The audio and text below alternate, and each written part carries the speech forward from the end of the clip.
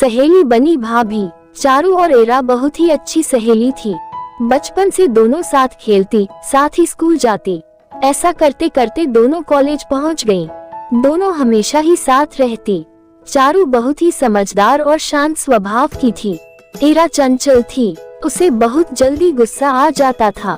जब भी इरा गुस्सा करती, चारू हमेशा उसे शांत कर देती। उनकी दोस्ती कभी भी नहीं टूटी। दोनों के परिवारों में भी अच्छे संबंध थे।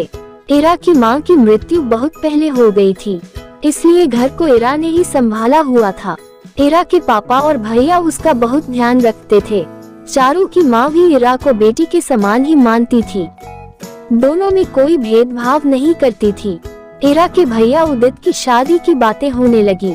तब इरा ने सोचा कि चारू ही अगर मेरी भाभी बनकर आ जाती है तो कितना अच्छा रहेगा।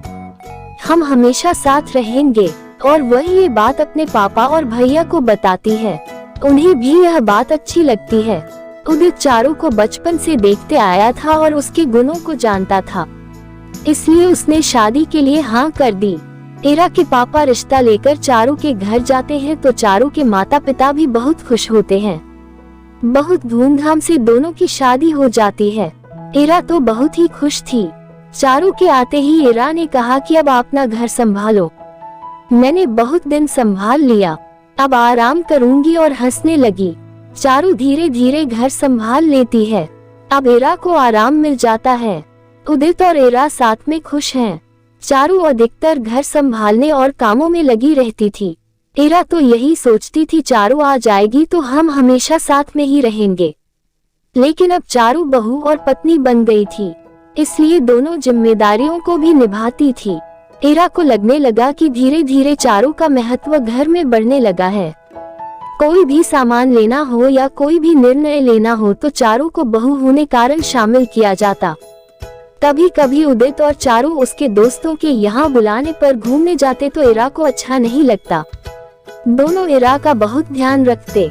सबका व्यवहार इरा के प्रति पहले ही जैसे था, लेकिन पता नहीं क्यों इरा को अपने घर में अकेले रहने और सब कुछ अकेले संभालने की आदत थी, इसलिए वह चारू के आने के बाद अपना प्यार बढ़ता हुआ महसूस कर रही थी।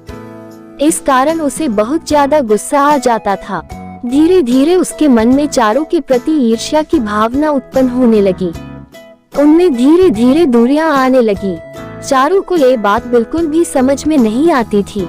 वो तो सबका बराबर ध्यान रखने की, समय देने की कोशिश करती। उसके परिवार के प्रति भी कुछ जिम्मेदारियां थी, जिसके कारण वह पहले जैसे इरा के साथ हमेशा नहीं रह पाती थी। कभी ऐसा होता कि उदित के ऑफिस के किसी के यहाँ कोई कार्यक्रम होता जिसमें पति पत्नी को जाना होता तो दोनों चले जाते। ये बात इरा को बिल्कुल भी अच्छी नहीं लगता। वह नादानों के जैसा व्यवहार कर रही थी। उसने चारू से बात करना एकदम कम कर दिया था। चारू पूछती रहती लेकिन वह नहीं बताती थी।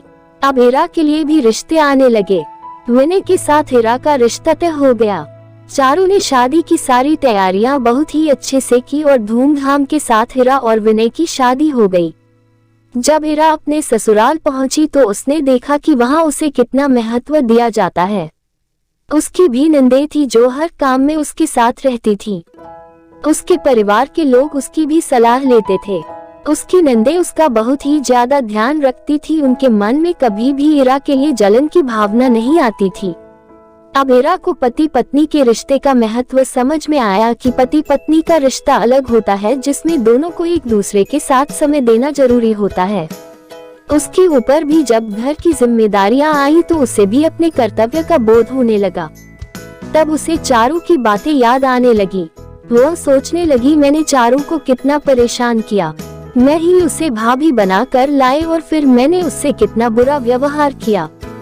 वह अपने मायके जाने के लिए छटपटाने लगी। उसने यह बात विनय से कही। विनय इसे लेकर मायके आया। इरा आते ही चारू के गले लग गई और रोने लगी। सबने सोच इतने दिनों बाद मायके आई है इसलिए रो रही है। जब खाली समय मिला तो इरा चारू के पास जाकर माफी मांगने लगी कि मैंने तुम्हारे साथ कितना बुरा व्यवहार किया।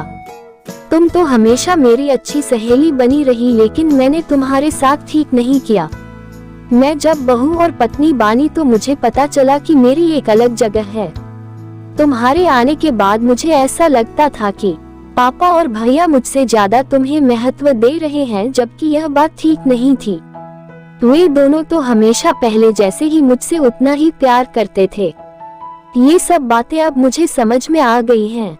मेरी नंदे इतनी अच्छी है, मेरे साथ इतना अच्छा व्यवहार करती हैं।